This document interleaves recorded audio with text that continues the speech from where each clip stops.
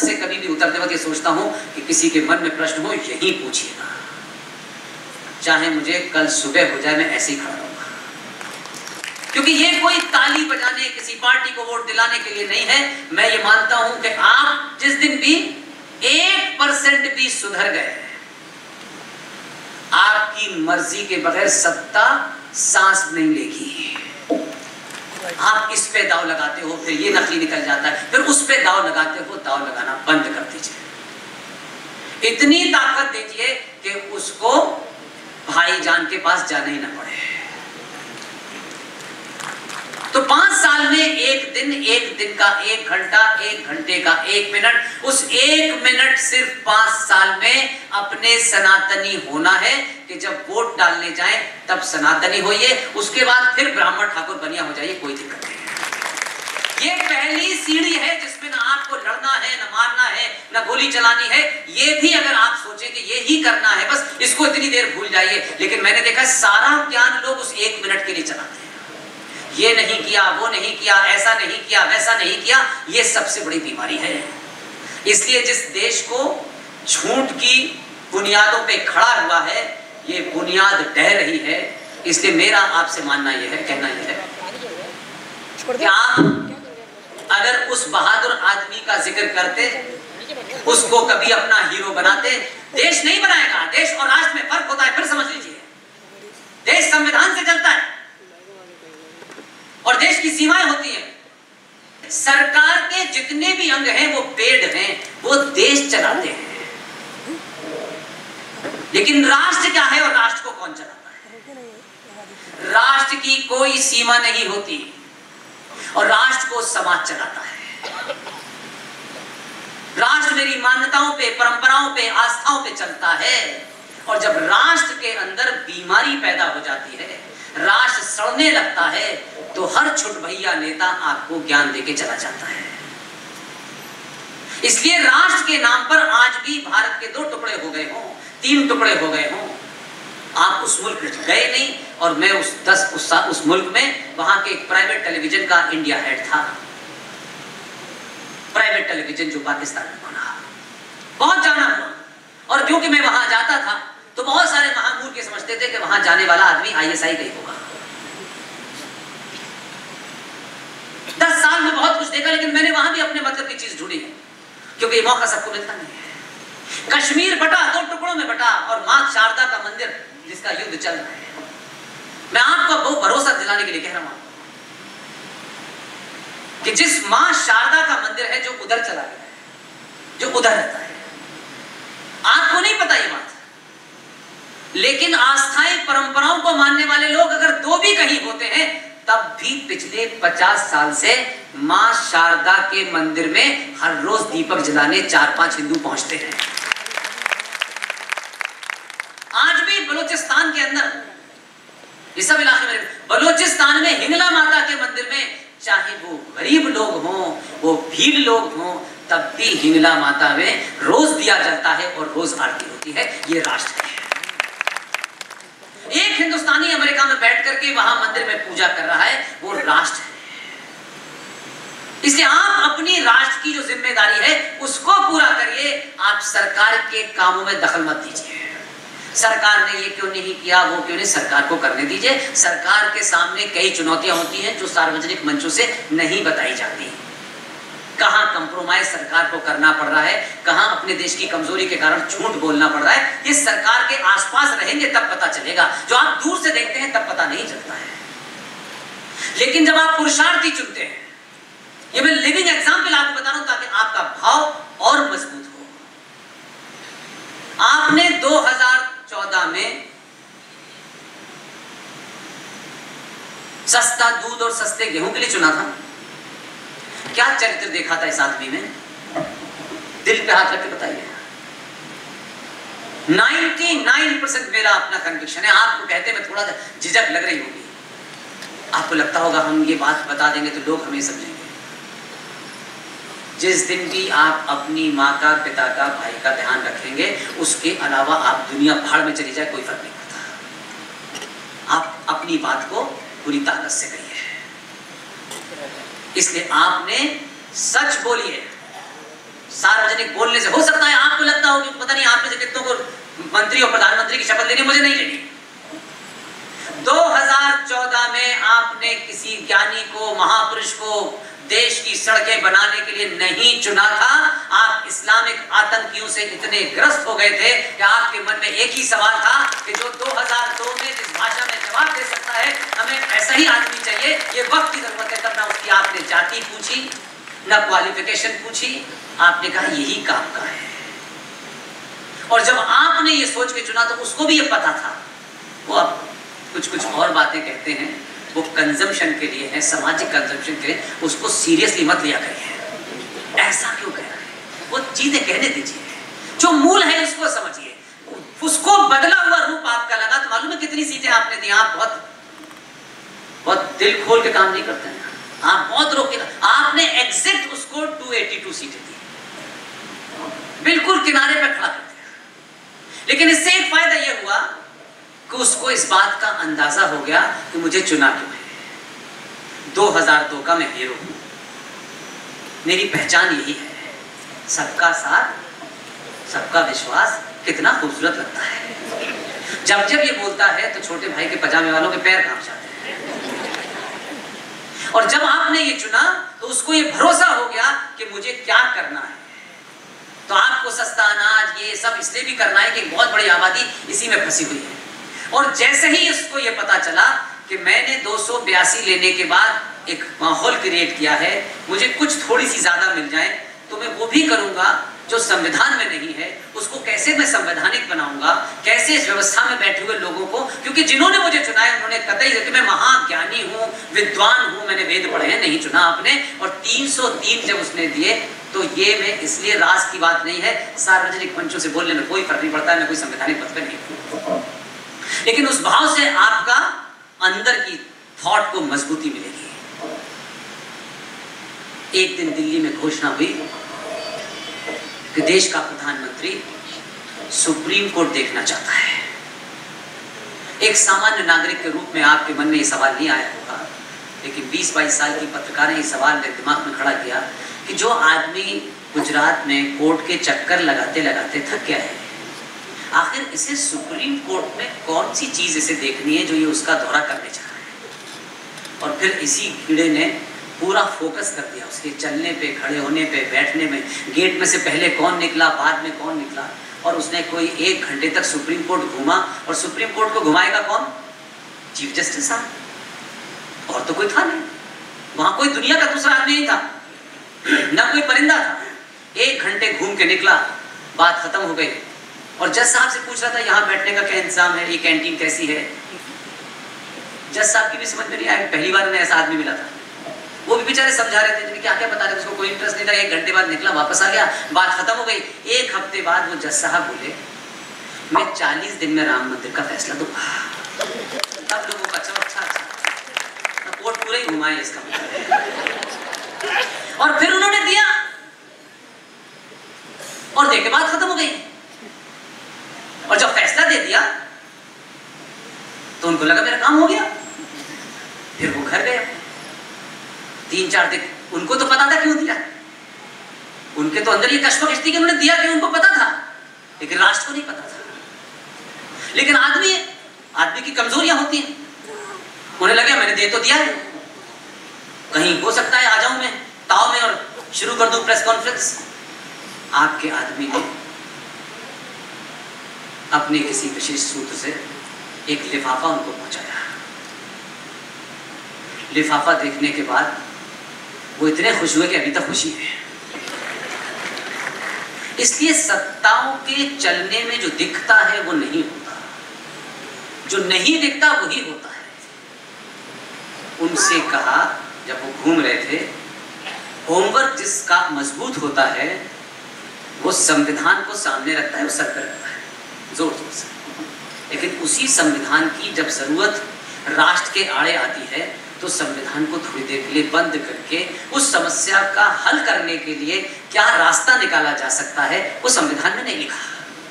एक छोटा सा कागज दिखाया, कागज दिखाने के बाद उनके होश उड़ गए और उनसे कुछ नहीं बोला, वो समझ गए। कागज वापस रख लिया। और उन्होंने राम मंदिर का जो कई सालों से पड़ा हुआ था फैसला वो दे दिया उन्होंने। अब इंसान उनका पता नहीं इस कागज के बाद ये कहाँ बोल दे, तो फिर कहा गया कि आप भारत का राष्ट्रपति देश के अलग अलग क्षेत्रों से, जिसमें अलग अलग लोगों ने महान कार्य किया होता है, ऐसे देश के 12 लोगों को राज्यसभा में नॉमिनेट करता है। तो आपने भी एक महान कार्य किया है जो आपके जाने के बाद पता चलेगा। आपको भारत सरकार राज्यसभा में राष्ट्रपति के कोटे से नामित करती है 6 साल के लिए। अब 6 साल नहीं पूरे हो रहे, वो आप बोल नहीं सकते क्योंकि 6 साल ने उनको दबा दिया है। राम मंदिर का फैसला आ गया, पूरा देश को राम मंदिर मिल गया। ऐसे नहीं मिला है, वैसे मिला है कोर्ट घूमने से, उस कागज से मिला है, और वो ना बोले इसलिए 6 साल के लिए बना दिया है। तो सत्ताएं ऐसे चलती हैं। तो जो बात मैं आपसे कह रहा था उसको दूसरी तरफ ले जाना चाहता हूं। आपने जैसे गोरखपुर से भेजा है ना, कोई साधारण आदमी नहीं है, इसलिए ना तो उसको इसकी चिंता है कि मेरी फरारी है, कितने सूट बदलने हैं कितने नहीं बदलने हैं। वो पहले भी ऐसे ही था और अब भी ऐसे ही है। उसका एक किस्सा है जो सार्वजनिक मंचों से बोल सकता हूं, मीडिया में नहीं छपता हुआ। पूरे देश में मंदिरों पे कई कई जगह, वाइटल जगह पे पूजा बंद हो गई। ज्ञान व्यापी के अंदर व्यास परिवार की भी पूजा बंद हो गई, और जो वहां दुबार की जो देवी थी उनकी भी पूजा बंद हो गई। तो विष्णु शंकर जैन ने एक पिटीशन लगाई कोर्ट में कि श्रृंगार गौरी की जो पूजा 1992 में बंद कर दी गई थी सरकार के आदेश से, ये बहनें 5 उसकी पूजा करना चाहती हैं, इनको आदेश दिया जाए। तो वो इलाहाबाद हाई कोर्ट के चीफ जस्टिस की कोर्ट में गया और जज साहब ने उस आदेश को पढ़ा। और जज साहब मेरे समझदारी होंगे, उनको तो पता चल गया होगा कि दिल्ली या लखनऊ में भी बदल गया है। तो उन्होंने तत्काल उस कागज को अटॉर्नी जनरल को देके कहा कि सरकार की इस पे क्या राय है। तो जब सरकार की राय पूछी गई तो चीफ सेक्रेटरी को बुलाया गया। चीफ सेक्रेटरी साहब गए, उन्होंने वो कागज लिया। वो भी बहुत बला के सनातनी है, कोई पहचान नहीं पाया, उनसे मेरी जान पहचान है। ये किस्सा उन्हीं ने बताया। वो गए कागज लेके मुख्यमंत्री के पास जो आपके शहर से गया है। अब आसानी ये है कि जनरली नेता होते हैं, कागज ले लेते हैं, अच्छा इसमें देखेंगे, इसमें विचार करेंगे, रख लेते हैं जेब में। इसके कपड़ों में जेब ही नहीं है। इसने कागज पढ़ा, बताइए क्या कह रहे हैं। सर कोर्ट ने, हाई कोर्ट ने आपसे ये पूछा है कि सन 1992 में उस वक्त के शासक चीफ मिनिस्टर साहब ने ये आदेश दिया था, और कोर्ट ये जानना चाहती है कि आप आज मुख्यमंत्री के पद पर हैं, आपका इसमें क्या कहना है। उसने कुछ नहीं किया, चीफ सेक्रेटरी के हाथ से कागज लिया, उसके 4 टुकड़े किए और नीचे कूड़ेदान में फेंक दिया। बोले उस वक्त के शासक ने कहा था पूजा रोक दी जाए, आज का शासक अभी आपसे ये कहता है कि कल से पूजा शुरू कर दी जाए। अब इसी को लंबा चलाते पिटीशन दर पिटीशन, भाई साहब काम करने का तरीका होता है।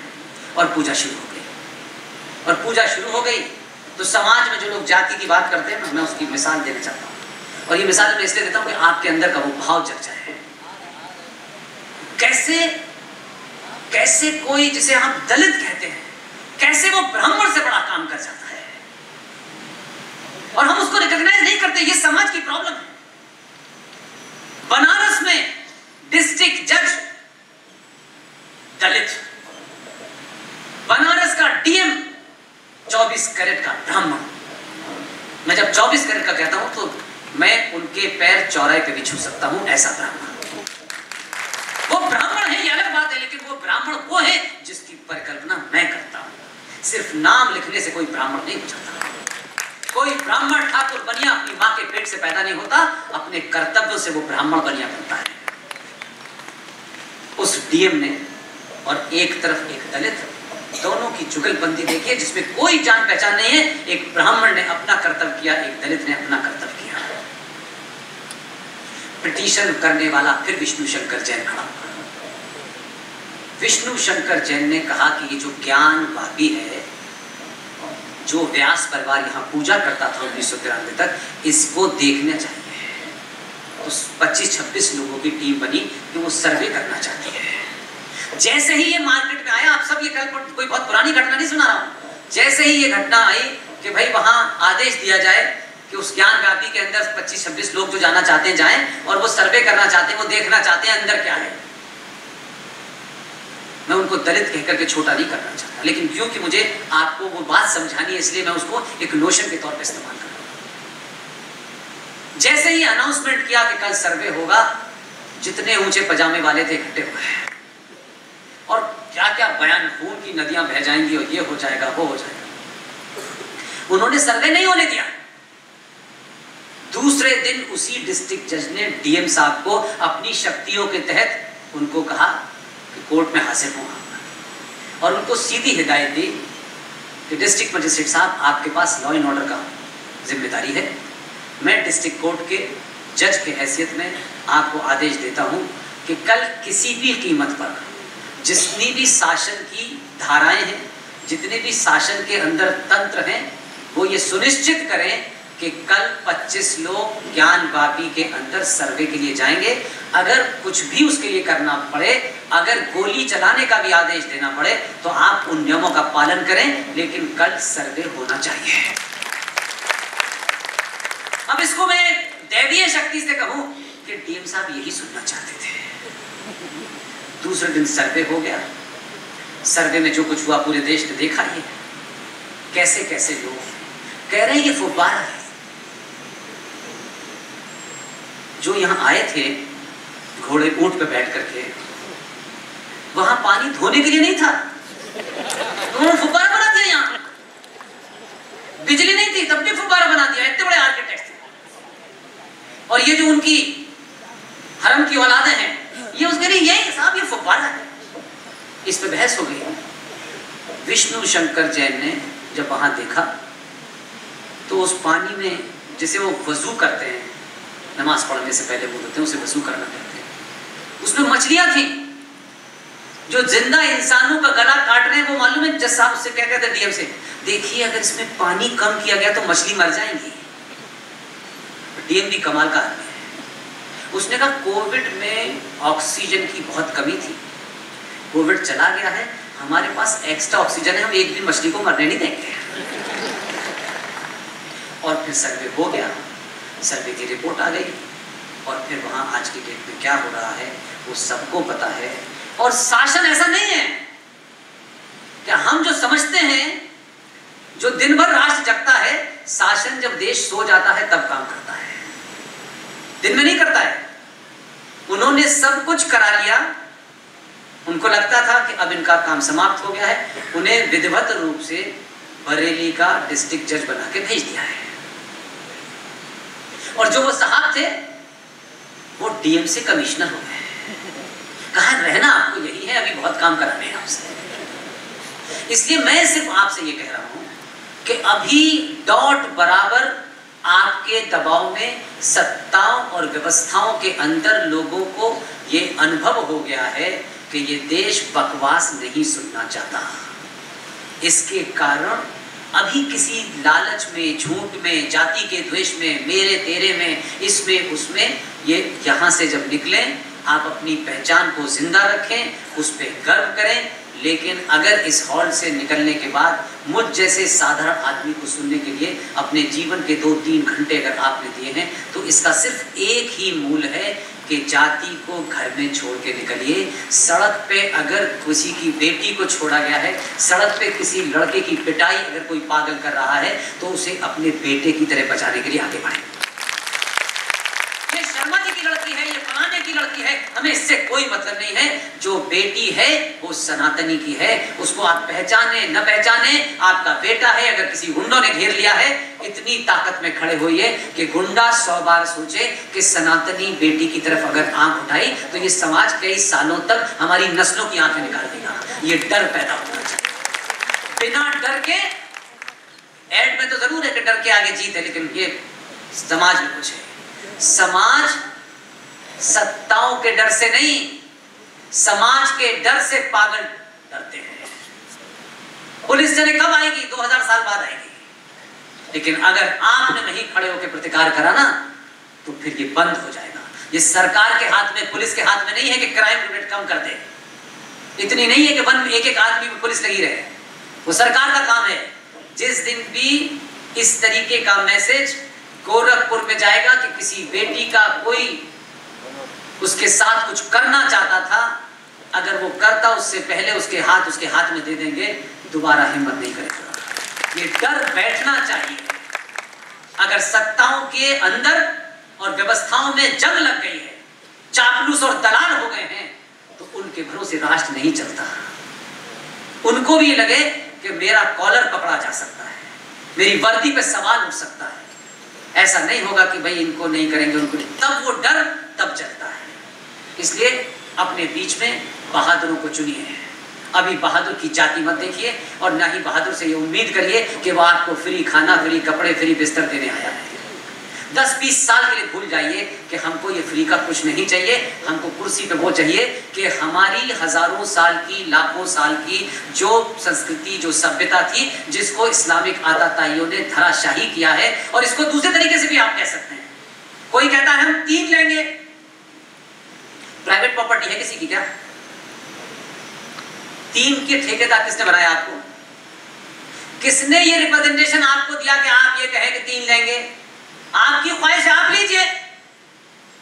80 करोड़ सनातनी, 42,000 मंदिर जब तक वापस नहीं आएंगे तब तक ये युद्ध जारी रहेगा। और ये मंदिरों की लड़ाई नहीं है, मैं इसे संस्कृति की लड़ाई मानता हूं।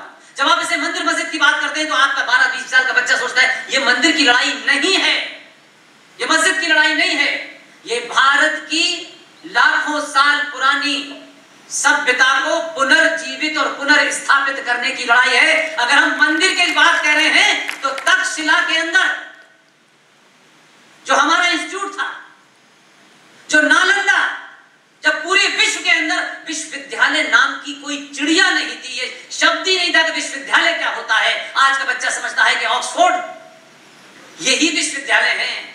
जब इसकी कल्पना नहीं थी तब नालंदा में विश्व के लोग कहां से पैदल चल के पढ़ने आते थे। अगर नालंदा को भी इस्लामिक पागल आताताई ने ध्वस्त किया है तो नालंदा का भी पुनर्जीवन होना चाहिए। हो सकता है कि इससे क्या होगा, इससे हजारों साल जो हमारे पूर्वजों ने अपनी जाने दी हैं, जिसके कारण हम आज भी वही हैं, हमारा डीएनए वही है। हमें कुछ लालच आ गया है, हम थोड़ा सस्ते में बिकने लगे। अपनी बोली इतनी महंगी लगाओ कि दुनिया की कोई ताकत तुम्हें खरीद ना सके। और अपने बीच में जो बहादुर हैं उनका सम्मान करो। सम्मान करने से पहले ये मत कहो अगर बीआर अम्बेडकर ने बड़ा काम किया है तो उनका भी सम्मान होना चाहिए। अगर डॉक्टर राजेंद्र प्रसाद और बीआर अम्बेडकर ने मिलकर इतना बड़ा काम किया है जो समाज को नहीं पता, तो ये बताना उन लोगों का काम है जो समाज में सामाजिक कार्य कर रहे हैं। आज तो छोटी छोटी बात पे बवाल हो रहा है क्योंकि हम उस भूल को नहीं पता है, तो इसलिए हम आर्गू नहीं कर पा रहे, हम भागते हैं, आर्गुमेंट से भागते हैं, हम डर जाते हैं, सकम कर जाते हैं, झूठी झूठी बातें करने लगते हैं। संविधान को बचाने वाले लोगों से पूछिए, मन से पूछिए, हिम्मत हो, अगर अपने नेताओं को नहीं है तो उन्हें बताइएगा। सब डॉक्यूमेंट प्रोवाइड कर दूंगा, मेरे सारे सोशल मीडिया पे अकाउंट मौजूद है। संविधान बना 26 नवंबर 1950 को लागू हुआ। उसी संविधान में जब वहां कोई आरएसएस का सदस्य अंदर नहीं था, बल्कि संविधान सभा में जब डिबेट हो रही थी तो 73 मुस्लिम लीग के लोग मौजूद थे। वो 1958 तक धीरे धीरे करके सब पाकिस्तान चले गए, लेकिन जब संविधान सभा की बैठक हो रही थी तो वो उसमें हिस्सा ले रहे थे। उसी बैठक में जब संविधान सब कुछ बन गया, ये बात इसलिए बता रहा हूं कि उसको समझेंगे तो आपको पता चलेगा यार कि हम 47 से नहीं है। उन विपरीत परिस्थितियों में भी आपके पूर्वजों ने हम जैसे लोगों को इतना मजबूत करके गए हैं कि कोई हम पे आरोप नहीं लगा सकता है कि किसी के कहने पे हमारा कोई एजेंडा नहीं। सब कुछ आपके सामने है, लेकिन आपकी निगाह उधर नहीं जाती जहां मैं चली जाती थी। उस संविधान के बनने के बाद बीआर अम्बेडकर जैसे महान इंसान, आप जब किसी का पॉलिटिकल रूप देखते हैं तो आप उसको आज की वर्तमान परिस्थिति से करते हैं तो वो छोटा लगता है।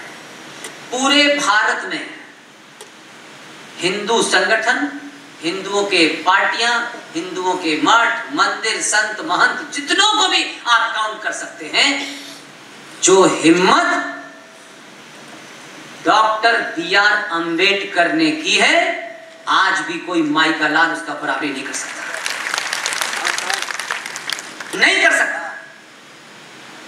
आज तो लोग बोलने से घबराते हैं।